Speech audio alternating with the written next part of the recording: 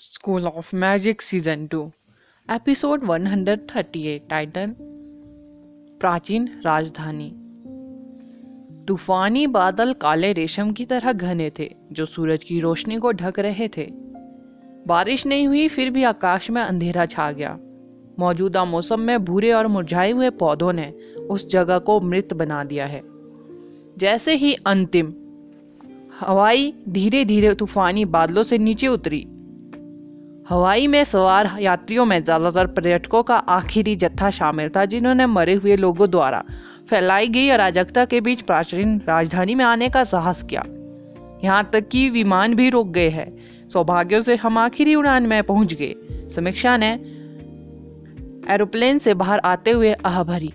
उसकी आकर्षक आंखें जलोढ़ हवाई अड्डे के चारों ओर देख रही थी। सच कहूं तो यह पहली बार था कि वह कहीं दूर यात्रा कर रही थी और उसका गंतव्य प्राचीन राजधानी था। जादुई शहर शंघाई की तुलना में पूरी तरह से अलग प्रतिष्ठा वाला शहर। एक वर्दीधारी व्यक्ति ने प्रवेश द्वार पर उन दोनों को रोका और सख्ती से कहा, माफ करे, प्रत्येक यात्री को हमारे सामने अपनी पहचान साबित करनी होगी और यहाँ आने का अपना उद्देश्य बताना होगा। क्या मैं अब देश से बाहर हूँ? आदर्श ने भुएं चढ़ा दी। उसे कभी नहीं पता था कि चेक अस्तित्व में है। आपातकालीन अवधि, कृपया सहयोग करें, आदमी ने कहा। हम यहाँ यात्रा के लिए आए हैं। वह मेरी युवा प्रेमिका है, इसलिए मैं नहीं चाहता कि किसी को पता चले कि वह कौन है, आदर्श ने अस्वीकार कर दिया। उसकी प्रतिक्रिया सुनकर समीक्षा का चेहरा लाल हो गया। क्या वह इससे बेहतर झूठ के बारे में नहीं सोच सकता था? युवा प्रेमी क्यों? उस आदमी का चेहरा सख्त हो गया। जब वह अपनी प्रेमिका के साथ यात्रा कर रहा था तो उसने कभी किसी को इतना नेक काम करते नहीं देखा था। समीक्षा के पास अपनी पहचान साबित करने का कोई रास्ता नहीं था। आधिकारिक तौर पर उसे पहले से ही मृत घोषित कर दिया गया था। इसके लिए फोरेंसिक डॉक्टर लोलन को धन्यवाद। उसके बाद उसे एक पिशाच में बदल दिया गया, जिससे उसे अपना पुराना जीवन छोड़ने के लिए मजबूर होना पड़ा। उन्हें अभी भी उसकी नई पहचान बनानी बाकी थी। जहां तक एरोप्लेन में चढ़ने की बात है, समीक्षा ने अपने पुराने पहचान पत्र का इस्तेमाल किया था। मजेदार बात यह थी कि एयरलाइन में कुछ खामियां थी, क्योंकि एक मृत व्यक्ति को अपने पहचान पत्र के साथ एरोप्लेन में चढ़ने में सक्षम थे। हालांकि पिशाचों को एक तरह से मरे हुए घेरों लोगों में से एक माना जाता था। हाल ही में उसके साथ बिताए गए समय पर आदर्श के अवलोकन से उसकी उपस्थिति बिल्कुल एक इंसान की तरह महसूस हुई। एकमात्र अंतर यह था कि वह केवल रक्त को पचा सकती थी। उसने एक किशोर लड़की की युवा भावना और ऊर्जा को भी बरकरार रखा। अभी भी दिन का समय था और मरे हुए लोग अपनी कब्रों से सो रहे थे। जलोढ़ प्राचीन राजधानी से कुछ दूरी पर था। आदर्श और समीक्षा टैक्सी चलाने में बहुत आलसी थे। उन्होंने बस लिफ्ट के लिए स्विफ्ट शारवुल्फ को समन किया और उसे राजमार्ग के किनारे प्राचीन राजधानी सुन्नी तक ले गए। वे आसानी से बता सकते थे कि प्राचीन राजधानी अलर्ट पर थी, क्योंकि शहर की बाहरी दीवारों पर भी गश्त की जा रही थी और उन पर काम किया जा रहा था। सुन्नी की प्राचीन राजधानी में पुराने शहर की दीवारें थी। पुराने शहर की दीवारों के अंदर शहर का केंद्र था और उनके बाहर अन्य जिले थे, जैसे यंता, बेलिन आदि। पुराने शहर की दीवारों के अंदर के स्थान ज्यादातर पर्यटकों के लिए आकर्षण थे। वर्तमान में पुराने शहर की दीवारों के बाहर एक बड़ी भारी दीवार का निर्माण किया जा रहा था। भारी दीवार का दायरा भीतरी दीवार से 5 गुना बड़ा था, क्योंकि भारी इलाके में रहने वाले अधिकांश लोग यहाँ आ गए थे। यह मैं पहली बार इतना विशाल आकार का सुरक्षित क्षेत्र देख रही हूँ। समीक्षा ने पहाड़ जैसी दीवार की ओर देखा। यह निश्चित नहीं है कि इसे बनाने के लिए कितने अर्थ मैजिशियन की आवश्यकता होगी। यह वास्तव में शानदार है। इससे यह भी पता चलता है कि स्थिति कितनी गंभीर है। इसकी संभावना है कि दीवारों के बाहर का क्षेत्र निवासियों के लिए वर्जित होगा, आदर्श ने कहा। भारी दीवार एक बहुत बड़ी परियोजना थी। आदर्श जहां खड़ा था वहां से उसे किसी भी दिशा में दीवार का अंत भी नहीं दिख रहा था। उसे याद था कि भीतरी दीवार की परिधि केवल 14 किलोमीटर के आसपास थी, लेकिन उसे बाहरी दीवार की परिधि के बारे में कोई जानकारी नहीं थी जो पूरे शहर को पूरी तरह से घेर लेगी। प्रवेश द्वार पर मैजिक एसोसिएशन के लोगों का पहरा था। जबकि बैटल मैजिशियन चौकियों के प्रभारी थे। दिन के दौरान निरीक्षण बहुत सख्त नहीं था, लेकिन जैसे जैसे शाम होती गई सेना किसी को भी शहर छोड़ने की अनुमति नहीं देती थी, क्योंकि जो आम लोग दीवार के बाहर थे वे बेसिक रूप से मरे हुए लोगों के लिए भोजन थे। कड़ी सुरक्षा वाली भारी दीवार को पार करने के बाद दीवार के अंदर की स्थिति काफी सामान्य दिख रही थी। यह किसी भी अन्य शहर से भिन्न नहीं थी। हालांकि सड़कें काफी जीवंत और भीड़ भाड़ वाली थी, क्योंकि भारी इलाके से लोग यहाँ आए थे। नई भारी दीवार एक विशाल ड्रैगन की तरह नागरिकों की रक्षा कर रही थी, इसलिए लोग दीवार के बाहर होने वाली अराजकता के बारे में इतने चिंतित नहीं थे। शायद उन्हें ऐसी ही परिस्थितियों की आदत हो गई थी, इसलिए उन्होंने सिर्फ अपने जीवन पर ध्यान केंद्रित किया। आदर्श झीलों में ज्यादा समय तक नहीं रहे। वह सीधे क्लॉक टावर मैजिक एसोसिएशन की ओर चला गया। क्लॉक टावर मैजिक एसोसिएशन और bell tower hunter union basic रूप से शहर के केंद्र में थे, जो तूफानी बारिश में भी मजबूती से खड़े थे। आदर्श शुरू में समीर के मुख्यालय से स्थिति के बारे में अधिक जानने की योजना बना रहा था, लेकिन उन्होंने उस व्यक्ति से पूछने का फैसला किया जिसने उन्हें मौत की खबर भेजी थी। उस व्यक्ति ने आदर्श को बताया कि बचाव अभियान के दौरान समीर लापता हो गया था। वे अभी तक उसकी लाश का पता नहीं लगा पाए थे, क्योंकि उन्होंने वहां किसी और को नहीं भेजने का फैसला किया था। हालांकि उन्हें यकीन था कि घटना सनी बकरी गांव और हुआ गांव के बीच हुई थी। केवल चमत्कारी गांव ही दीवारों के बाहर बचे थे। गांव आज भी अछूते थे, लेकिन चूंकि वे किसी आधुनिक तकनीक का उपयोग नहीं करते थे, गांव और प्राचीन राजधानी के बीच संचार में बहुत लंबा समय लगता था। दल के सफाई की खबर एक ग्रामीण ने सेना को दी। सेना इसकी पुष्टि नहीं कर पाई। आदर्श ने समीर के प्रशिक्षक फिजियो से काफी देर तक बात की। प्रशिक्षक ने बेसिक रूप से आदर्श को सब कुछ बताया। यह स्पष्ट था कि प्रशिक्षक समीर के बारे में भी बहुत चिंतित था। फिर भी महत्वपूर्ण मिशन हाथ में होने के कारण उसे जाकर सत्य करने का मौका नहीं मिला, न ही वो जांच कर पा रहा था। फेन जियाओ, जिसे महेंद्र नाम दिया गया है हमारी कहानी में, समीर का प्रशिक्षक है। अब हम कहाँ जाए? समीक्षा ने पूछा। आदर्श ने कहा, हमें अपने साथी सनी बकरी गांव जाने के लिए कुछ अनुभवी हंटर मिलेंगे। आदर्श उस जगह से अपरिचित था और अधिकांश में मरे हुए लोगों से निपटना डीमन बिस्टों की तुलना में अधिक डरावना था।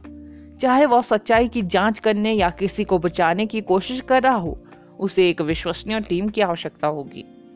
आदर्श को मैजिक एसोसिएशन से कुछ एक्सपर्ट मिलने की उम्मीद थी। फिर भी उनमें से कोई भी दीवारों के बाहर जाने में दिलचस्पी नहीं ले रहा था।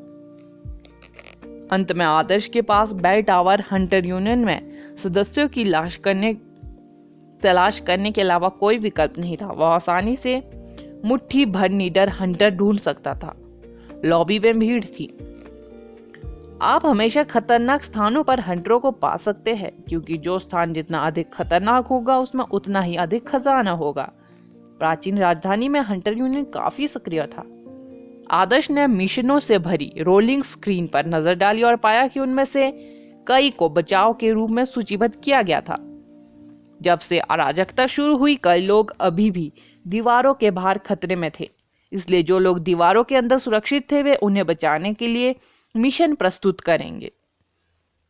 यह बेसिक रूप से सभी बचाव कार्य है। ऐसा लगता है कि कई लोग खतरे में हैं, समीक्षा ने कहा। मैं उन्हें बचाव नहीं कहूंगा, यह शव पुनरावृत्ति जैसा है। कर्कश आवाज में सुधार हुआ। समीक्षा ने मुड़कर देखा तो एक साहसी दिखने वाला शॉर्टी पास में खड़ा था। अपनी ऊंचाई के बावजूद उसे अपना चेहरा देखने के लिए अपनी नजरें नीचे करनी पड़ी। शॉर्टी ने अपना गला साफ किया और सख्ती से कहा, जिन्होंने मिशनों को जमा की है वे केवल यह उम्मीद कर रहे हैं कि उनके करीबी लोग दीवारों के बाहर उन गंदी चीजों में नहीं बदल जाएंगे। इसलिए प्राचीन राजधानी का हमारा हंटर यूनियन जल्द ही लाश पुनर्प्राप्ति यूनियन में बदल जाएगा।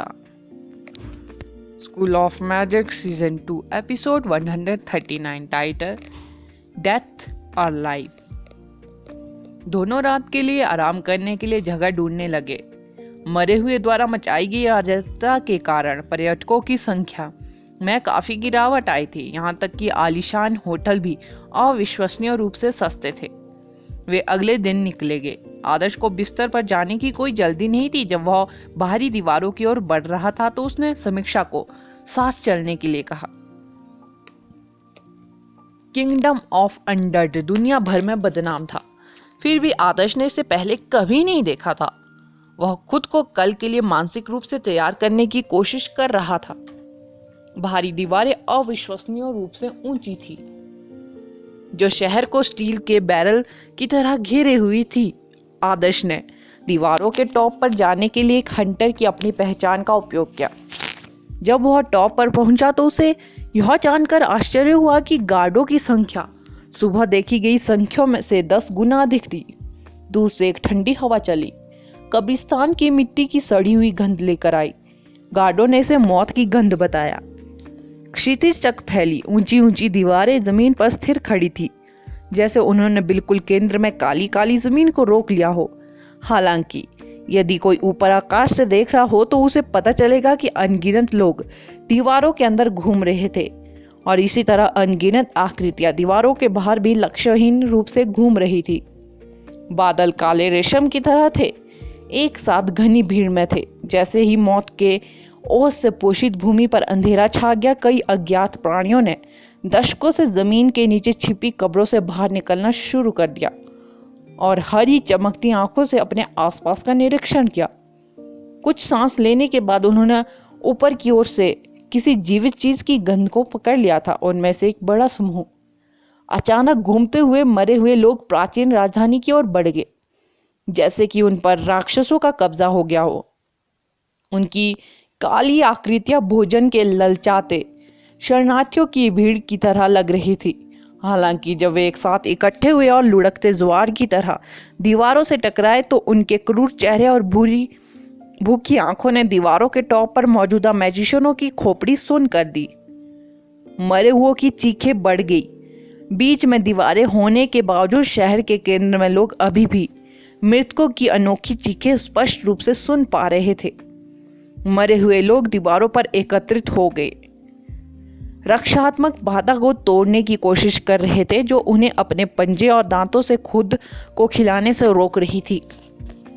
कुछ लोगों ने दीवारों पर जोरदार हमला करने की भी कोशिश की और खुद को टुकड़ों में तोड़ लिया और हर जगह खून बिखरा हुआ था। दीवारों के किनारे खड़े होकर समीक्षा ने घबराते हुए कहा, मैं अपने पैरों को कांपता हुआ महसूस कर सकती हूँ। आदर्श ने समीक्षा पर तीसरी नजर डाली और उसे चिढ़ाया, सच कहूँ तो तुम भी एक मरे हुए हो। समीक्षा ने अप्रसन्नता से अपने गाल फुलाए, जैसे कि वो कह रही हो कि भले ही मैं एक मरी नहीं, फिर भी मैं एक बहुत ही मरे हुओं में से एक हूँ। उनमें से इतने सारे क्यों हैं? समीक्षा ने दूर तक नजर डाली। दीवारें पहाड़ों की तरह दूर तक फैली हुई थी और उसी तरह वह दीवारों के साथ ज़ॉम्बीज के झुंड को देख सकती थी। ज़ॉम्बीज कुछ स्थानों पर मानव पिरामिडों में जमा हो गए थे, जहां वे एक दूसरे पर कदम रख रहे थे, दीवारों पर चढ़ने की कोशिश कर रहे थे। गार्डों का उन्हें जाने देने का कोई इरादा नहीं था। जल्द ही मैजिशियनों के समूह ने ज़ॉम्बीज पर सभी प्रकार के रंगों में फायर, आइस, लाइटनिंग और विंड के स्पिल लॉन्च करना शुरू कर दिया। हवा में बिखरे हुए मांस और खून के टुकड़े, एक शानदार भयानक दृश्य। जिन लोगों का यहाँ कोई काम नहीं है, कृपया चले जाए, कहीं से निकली एक तेज आवाज ने मांग की। आदर्श और समीक्षा को अब लड़ाई देखने का मौका नहीं मिला। उनका पीछे हटा दिया गया, लेकिन दीवारों से नीचे जाने से ठीक पहले आदर्श ने क्षितिज में एक विशाल शैडो देखी। शैडो बहुत सारी गतिशील आकृतियों से घिरी हुई थी, जो लहर की तरह फैल रही थी। यद्यपि वह स्पष्ट रूप से देखने में असमर्थ था, फिर भी वह आसानी से बता सकता था कि मृत वस्तु कितनी घनी थी। शैडो ने आकाश में गर्जना की, गड़गड़ाहट की तरह आकाश में प्रवेश किया और दीवारों को कांपते हुए छोड़ दिया। यदि प्राचीन राजधानी एक शहर थी तो दूरी पर शैडो एक विजेता थी, जो अपनी सेना को शहर पर पूर्ण हमला करने का आदेश दे रही थी। यह दृश्य पूरी रात आदर्श के पास रहा। हर कोई सोचता था कि युद्ध उनसे बहुत दूर है। उन्हें यह नहीं पता था कि यह प्राचीन राजधानी जो सदियों से खड़ी थी, उसने युद्ध लड़ना कभी बंद नहीं किया था। मृतकों और जीवितों के बीच युद्ध। आदर्श बहुत देर तक अपने आश्चर्य को शांत नहीं कर पाया।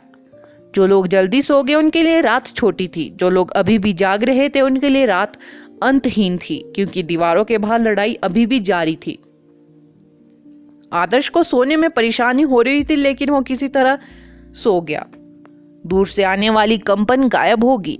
आदर्श ने खिड़की खोली। उसकी नजर घनी भीड़ वाली सड़कों और गलियों से हट गई, जो एक विशाल नेटवर्क की तरह आपस में जुड़ी हुई थी, और कोहरे में लटकती लंबी दीवारों पर नजर गई। ऐसा महसूस हुआ जैसे कुछ हिस्सों के बीच एक अंतर था, फिर भी यह पिछली रात से अलग नहीं था। आदर्श को 10 किलोमीटर दूर का कुछ भी साफ नजर नहीं आ रहा था। वह केवल इतना जानता था कि युद्ध समाप्त हो गया था। अच्छी नींद नहीं आई? समीक्षा ने बगल की बालकनी से आदर्श से पूछा। मुझे नहीं लगता कि जो लोग यहाँ कुछ समय के लिए रुके हैं उनके अलावा कोई भी अच्छी नींद ले सकता है। मुझे कल रात दीवारों के पास नहीं जाना चाहिए था। मुझे बार बार यह बुरा सपना आता रहा कि कोई ज़ॉम्बी व्यक्ति भारी दीवारों को तोड़ आया है, आदर्श ने कहा। यह ठीक है, हम अभी भी उनके अंदर हैं, भले ही भारी दीवारें ढह जाए। क्या भीतरी दीवारें अभी भी रक्षा की रेखा नहीं है? समीक्षा ने कहा। युवा लड़की, बकवास बहुत हो गई। भारी दीवारों पर हजारों अर्थ मैजिशियनों का पहरा है, उन्हें किसी आसानी से कैसे तोड़ा जा सकता है? एक बार यह ढह गया तो कितने लोग मरेंगे। आप अपनी इच्छा अनुसार कोई भी खाना खा सकते हैं, लेकिन आपको ऐसा कुछ नहीं कहना चाहिए, एक बूढ़ी औरत ने कहा, जो उनके नीचे की निवासी थी और पौधों की छंटाई कर रही थी। जगह काफी दिलचस्प थी। निचले स्तरों में सर्विस अपार्टमेंट शामिल थे, जबकि ऊपरी स्तर पर एक होटल की तरह काम करते थे। सॉरी, समीक्षा ने अपनी जीभ बाहर निकालते हुए कहा। युवा लोग इतने निराश है, उन्होंने पूर्वजों की परंपराओं की रक्षा करने की भावना को त्याग दिया है। वे बस इतना जानते हैं कि शहर के अंदर रहना और अपने खातिर दूसरे लोगों को मरने देना, बुढ़िया ने बुदबुदाया। आदर्श और समीक्षा ने सुनने की जहमत नहीं उठाई। उन्होंने खुद को तैयार किया और शॉर्टी से मिलने के लिए भारी दीवारों की ओर चल पड़े। शॉर्टी कद का बहुत छोटा था। जैसे ही वे दक्षिणी गेट पर पहुंचे, आदर्श भीड़ के बीच शॉर्टी को ढूंढने में असमर्थ रहे, जब तक कि उन्होंने अंततः उसे बुलाने के बाद अपने सिर के टॉप को इधर उधर उछलते हुए नहीं देखा। उसने शॉर्टी की दिशा में नजर डाली और देखा कि उसके आसपास कुछ लोग इकट्ठे थे। काला घूंघट पहने एक महिला के अलावा बाकी लोग साधारण दिख रहे थे, जिसने उनका ध्यान खींचा। आजकल हर कोई बस मास्क पहनता है, फिर भी लड़की ने घूंघट पहन रखा था। उसकी शक्ल प्राचीन टीवी नाटक के एक पात्र जैसी थी। आदर्श यह नहीं बता सका कि क्या वह सिर्फ अपना चेहरा छिपाने की कोशिश कर रही थी या वह दीवारों के बाहर से आने वाली सड़ी हुई गंध की प्रशंसक नहीं थी। अगला एपिसोड जानने के लिए बने रहे मेरे इस चैनल के साथ। Thank you.